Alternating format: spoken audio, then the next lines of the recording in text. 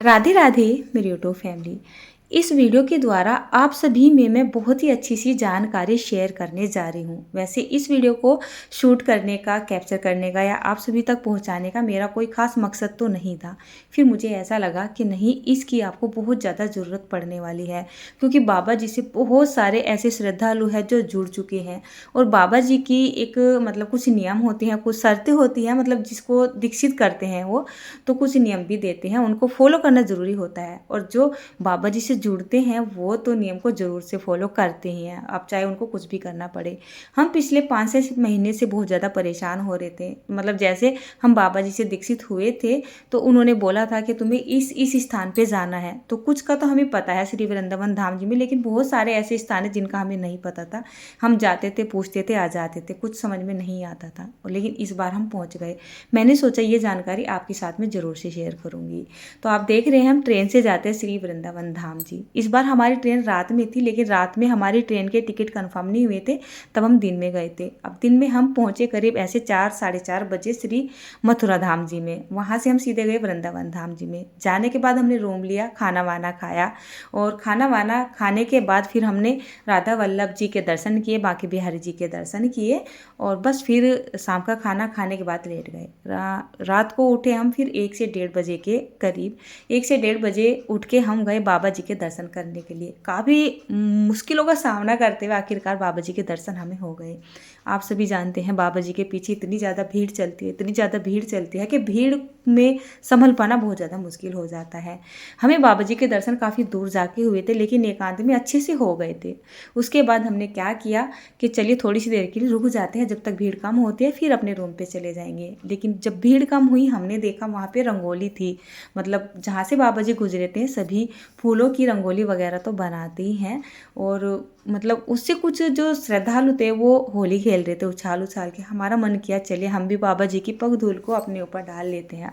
तो हमने क्या किया, पहले सबने मिलके, मैंने, बच्चों ने, मेरी सासू माँ ने, हस्बैंड ने, हमने सबने मिलके बाबा जी की पग धूल से होली खेली। बाबा जी की, श्रद्धालुओं की, और जो बाबा जी के शिष्य सभी की। बहुत ही अच्छा लग रहा था, बहुत ही मन सा लग रहा था।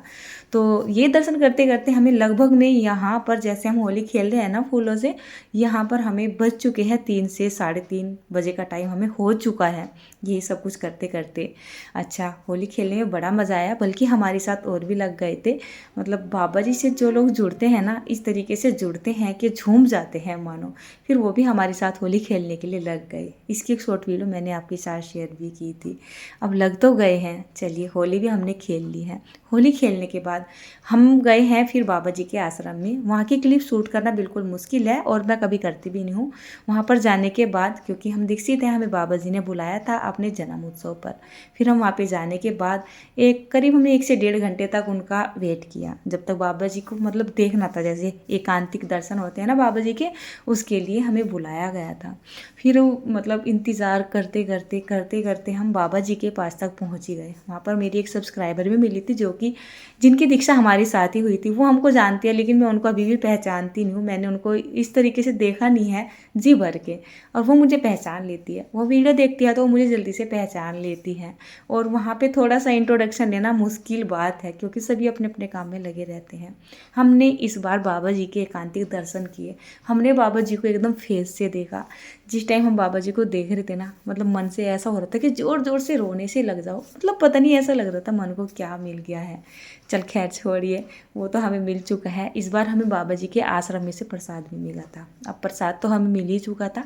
प्रसाद लेके और थोड़ा सा मन शांत हो गया था, बेफिक्र सा हो गया था। उसके बाद हम आ चुके थे अपने रूम पे। अब रूम पे आने के बाद कोई मंदिर खुलता नहीं है इतना सवेरा सवेरा, तो हमने सोचा अभी कहीं जाना तो है नहीं, हम चलिए पढ़ के सो जाते हैं। मेरे ख्याल से 5 बजे करीब आ गए होंगे। सोचा 6 सवा 6 बजे करीब उठ जाएंगे। लेकिन रात भर भी सही तरीके से सो नहीं पाए। कल भी पूरा हमने सफ़र किया था। ऐसे में नींद बहुत ज़ोरों की आती है। बल्कि बच्चे भी उठ गए, सासू माँ भी उठ गए, हस्बैंड भी उठ गए, नहा लिए, लेकिन मुझे बहुत ज़्यादा नींद छा रही थी। मैं चादर तान के सो गई। मैंने बोला मैं अभी नहीं उठूँगी, मैं सबसे बाद में नहाऊंगी। ऊपर से मैं फ्रेश भी नहीं हुई थी। फ्रेश होने के बाद ही नहाना थोड़ा सही सा रहता। सब हो चुके थे। मैं यहाँ पर देखिए, यहाँ पर मेरी सासू माँ नहाने के बाद कर रही है नाम जप। हस्बैंड मेरे नहा चुके हैं, बच्चे भी नहा चुके हैं और मैंने चादर तानी हुई है। ये क्लिप शूट की है मेरे बेटे ने और अब मैं उठी हूँ। मतलब बहुत देर से बोल रहे थे उठ जा उठ जा। मुझे जब नींद आती है ना और थका हुआ शरीर होता है तब मेरा उठने का बिल्कुल भी दिल नहीं करता है। अभी भी मेरा ऐसा मन कर रहा था जैसे लेट जाऊँ। चलिए, हमने नहा धो के पहले तो किए मतलब राधा वल्लभ जी के दर्शन किए। बाकी के दर्शन तो सुबह को नहीं किए थे क्योंकि भीड़ थी, बच्चों का साथ था।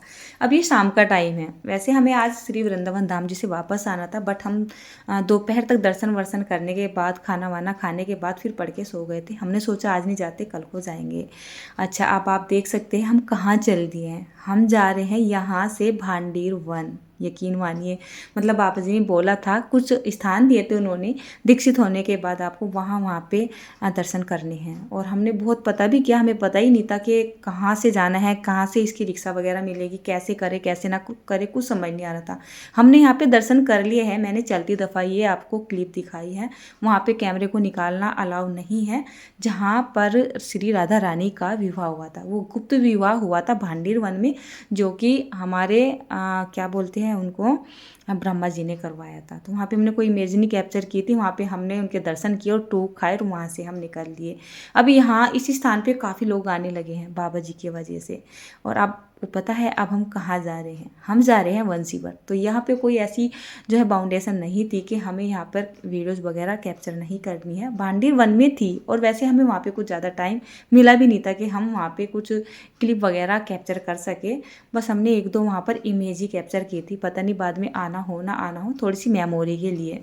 अब हम यहाँ पर आ चुके हैं। ये है वंशीवट। पहले हम भांडीर वन गए, अब हम वंशीवट में आ चुके हैं। अच्छा, वृंदावन से कितनी दूर है, कहाँ से आपको रिक्शा वगैरह मिलेगी, कौन आपको लेके जाएगा, कितना आपका खर्चा आएगा, ये भी आपको मैं बताती भी चलूँगी। अभी हम यहाँ से एक दो जगह और जाएंगे, एक जगह और जाएंगे। एक भांडीर वन जा चुके हैं, वंशीवट आ चुके हैं और वंशीवट के बाद हम जाएंगे राधा मानसरोवर, ठीक है ना। फिर वहाँ पे जाएंगे और उसी बीच में मैं आपको बताऊंगी कि हमने इस रिक्शा को कहाँ से लिया था, कितने रुपए में आई थी और कितनी दूरी पे है, कितना टाइम लग सकता है, ठीक है ना। यहाँ पर देखिए, मैं आपको जो है फॉर एग्जाम्पल नहीं, मतलब थोड़ा सा आपको ऐसा ना लगे कि मैंने कहीं और से इमेज उठा लिया, मतलब क्लिप उठा लिया, तो वो आपको मैं दिखा रही थी। थोड़ा लिखा हुआ वंशीवट लिखा हुआ है, मैंने आपको ग्रीन कलर का बोर्ड भी दिखाया है। मेरे हस्बैंड को बड़ी दिक्कत रहती है, मतलब इनका काम कुछ ऐसा है कि हम चाह के भी छुट्टी नहीं ले सकते हैं। छुट्टी ली हुई है, बोला हुआ है हम 3 से 4 दिन के लिए छुट्टी पे रहेंगे, लेकिन फिर भी ऑफिस से फ़ोन पे फ़ोन आते ही रहते हैं। चलिए, हमने वंशीवट के दर्शन भी कर लिए हैं। वंशीवट की अंदर से मैंने कोई भी जो है वीडियो क्लिप शूट नहीं की है, क्योंकि जब मैं पहली बार कहीं भी दर्शन करने के लिए जाती हूँ मेरा मन नहीं करता है कि मैं वहाँ की इमेज या क्लिप वगैरह शूट करूँ, ठीक है ना। कभी दोबारा गई तो तब शूट करके दिखा दूँगी, अभी तो मैं केवल आपको ये रास्ते दिखा रही हूँ। अब हम आ चुके हैं श्री राधा रानी मानसरोवर पे। इसके बारे में बहुत सुना था, बहुत से पूछा था कैसे जाएंगे, कौन लेके जाएगा, कितनी दूर है, कैसे करे कैसे ना करे, मतलब बहुत ही ज़्यादा। तो ये मानसरोवर है। देखने में तो ये मतलब इसका पानी हरा हरा सा लग रहा था, ऐसा लग रहा था धुंधला पानी होगा, लेकिन जैसे हम यहाँ पर आचमन करने के लिए आए हमने देखा यहाँ पर पानी बहुत ही ज़्यादा, पानी बोलना गलत बात है, ये एक जल है, एक अमृत है ना। तो ये तो जल है, कहने का मतलब ये है। तो हम यहाँ पे आ चुके थे, हमने आचमन किया, थोड़ा थोड़ा पानी पिया, पीने में बहुत अच्छा लग रहा था, बिल्कुल नहीं लग रहा था रुका हुआ पानी, एक तालाब की तरह है, ऐसा कुछ भी नहीं था। उसके बाद जो यहाँ पर थोड़े बहुत मंदिर थे ना, हमने उनके दर्शन किए। बल्कि यहाँ पर रहने वाले जैसे प्रसाद वगैरह बेचते हैं ना, तो उन्होंने हमें बताया था, हमने जैसे उनसे पूछा कि यहाँ पर इतनी भीड़ रहती है, बोलने लगे मतलब पहले इतनी भीड़ नहीं रहती थी, लेकिन हाँ अब यहाँ पर भीड़ रहने लगी है। बाबा जी की वजह से हर दिन यहाँ पर 100 लोग बढ़ते हैं और नॉर्मली तो आते ही हैं। पहले यहाँ पर इक्का दुक्का कोई कोई आता था। बाबा जी ने यहाँ पर अपना बहुत जीवन गुजारा है। उनकी यहाँ की बहुत सारी वीडियो आती है ना, एक वीडियो में वो झाड़ू लगा रहे हैं बाबा जी, और हम ये सोचते हैं पता नहीं वृंदावन धाम जी में कहाँ पे है, तो वो यहाँ पे झाड़ू लगाते थे। तो बस थोड़ा सा हम एक परिक्रमा लगा रहे हैं छोटी मोटी सी, और आस पास के एरिया को देख रहे हैं। मतलब यहाँ पर आने के बाद ऐसा फील हो रहा था जैसे हम पुराने वृंदावन धाम जी में घूम रहे हैं या उनके दर्शन कर रहे हैं। ऐसा बोलते हैं जो वृंदावन धाम जी अब है ना, वो जो पहले वाला वृंदावन धाम जितना ना कच्चे पक्के रास्ते, वन ही वन थे, झोपड़ियाँ पड़ी थी, कुटिया बनी हुई थी, अब वो बिल्कुल ना के बराबर रह चुका है। ज़्यादा तो मैं बोल नहीं सकती हूँ, हमने देखा नहीं है, लेकिन हाँ जैसे हमारे रास्ते में बाबा जी मिलते हैं, साधु संत मिलते हैं, ब्रजवासी मिलते हैं, या पुराने रिक्शा वाले मिल जाते हैं जो ब्रजवासी होते हैं, उनको सब कुछ पता है, तो वही बताते हैं कि अब वो वृंदावन नहीं रहा, वृंदावन धाम नहीं रहा जो अब से लगभग 10 साल पहले भी था। पहले की तो बात ही आप छोड़ दो, अब तो एक ही बिजनेस का स्थान सा बन चुका है। लेकिन हमारे बाबा जी बोलते हैं वृंदावन धाम जी इन बिल्डिंगों में नहीं है, इन पत्थर की सड़कों में नहीं है, वृंदावन धाम जी आपके मन में है। अपने मन से आप जिसको जैसा देखोगे ना, आपको ऐसा ही दिखाई देगा। तो हम तो मन से देखते हैं, हमें तो वही वृंदावन धाम जी दिखाई देता है। सच में ये मानसरोवर है, और यहाँ पर देखिए बहुत बड़ा ये मानसरोवर था, लगभग कई बीघे में होगा, और यहाँ पर केवल एक ही कमल का फूल खिल रहा था, एकदम लाल कलर का, बहुत सुंदर लग रहा था ना, गुलाबी गुलाबी से कलर का। अभी यहाँ पर आने जाने वाले कम हैं, आसानी से दर्शन हो जाते हैं, आप आराम से हर चीज़ के दर्शन कर सकते हो। इधर देखिए पेड़, देखिए इधर आपके मानसरोवर हो गए, और साफ़ सफाई भी बहुत ही ज़्यादा है। साफ़ सफाई इसीलिए अभी यहाँ पे टूरिस्ट नहीं आ रहे हैं, दर्शन करने वाले भी कम आ रहे हैं। वैसे अगर दर्शन करने वाले आते हैं तो वो शायद गंदगी कम मचाते, लेकिन जो घूमने के हिसाब से जाते हैं वो गंदगी मचाते हैं। पानी पीते हैं, बोतल फेंक देते हैं, खाते पीते हैं, पत्ते फेंक देते हैं, कूड़ा मचा देते हैं, वो गलत बात होता है। ऐसी जगह पर जाकर आपको गंदगी नहीं मचानी चाहिए, बल्कि ऐसी जगह पे जाके आपको साफ़ सफाई और करनी चाहिए। गंदगी मचाने से क्या फ़ायदा है? आप दर्शन करने के लिए जा रहे हो और वहाँ पे गंदगी मचा दी, क्या ही आपके दर्शन रहेंगे? आपको तो ऐसा रहना चाहिए वहाँ पे जाके, एक मन में ऐसा भाव रखे कि मतलब यहाँ पे साफ़ सफाई का ध्यान रखे, सेवा का ध्यान रखे। बाबा जी भी बोलते हैं, और नॉर्मली ये तो सभी का मन होता है, अगर आप मन से कहीं दर्शन करने के लिए जा रहे हो ना, और बाई चांस आपको कुछ ऐसी चीज़ दिख गया और आपका मन कर रहा है थूकने का, तो सच बता रही हूँ आपको कि थूकने का भी मन नहीं करता है। बाबा जी तो बोलते हैं ये कान्हा जी की भूमि है, यहाँ पे थूको मत, मतलब अपना जो भी है टॉयलेट बाथरूम वाला काम है ऐसे खुले में बिल्कुल भी मत करो। यहाँ पे हमारे कान्हा जी खेलते थे, घूमते थे, रास करते थे, मतलब इतनी लीलाएं की है, तो हर कण कण में हर जगह पर वो है। हम ऐसा कुछ भी नहीं करते हैं जिसकी वजह से हमें रूम लेना पड़ता है, नहीं तो हम भी ऐसे ही कहीं भी लेट के बैठ के अपना टाइम गुजार सकते हैं। लेकिन इंसान के साथ ना सारे काम जुड़े हुए होते हैं। यहाँ पर देखिए इस सरोवर में बहुत बड़ी बड़ी मछलियाँ भी थी, 2-4 मछलियाँ तो हमने भी देखी थी, छोटी छोटी तो आपको दिखाई नहीं दे रही होंगी, लेकिन जो बड़ी बड़ी मछलियाँ हैं ना, देखिए इस तरीके से दिखाई दे रही थी। बच्चे मीठी खील ले रहे थे, तो मीठी खील खिला रहे थे इनको, जैसे ही खिलाते थे मछली एकदम से साफ कर लेती थी, मतलब खा जाती थी। और यहाँ पर देखिए, यहाँ पर हमने देखी छोटी छोटी सी बत्तखें जो कि देखने में बड़ी ही प्यारी सी लग रही थी। शाम का टाइम हो चुका है, सूरज ढल चुका है, कैमरा ब्लर होता जा रहा है, अब इससे क्लियर दिखना बंद सा भी हो चुका है। अच्छा, ये तो हुआ हमारा मानसरोवर। पहले हम गए भांडीर वन, फिर हम गए बंसीवट, फिर हम गए मानसरोवर, ठीक है ना। यहाँ पे खर्चा कितना आया है? अगर आपको यहाँ पे जाना है ना, तो आप जाइए सीधा यमुना जी पे, केसी घाट पे। यहाँ पे देखिए हम यमुना जी पे आ चुके हैं। आप केसी घाट पे जाइए, अगर वृंदावन धाम जी परिक्रमा मार्ग केसी घाट पे जाइए, वहाँ से किसी भी रिक्शा वाले से बोलिए हमें भांडीर वन, बंसीवट या राधा मानसरोवर जाना है, वो आपको लेके जाएगा। ज़्यादा पैसे नहीं लेगा, मुश्किल से आपको ले जाने के और लाने के 500 से 600 रुपये मांगेगा। मेरा मतलब ये है, एक जने के नहीं, हम तो 5 जने थे, 5 जनों की मैं बात कर रही हूँ। एक जने का मुश्किल से 100-125 रुपये का खर्चा आता है, और आप सभी जगह के बहुत ही आसानी से दर्शन कर सकते हो।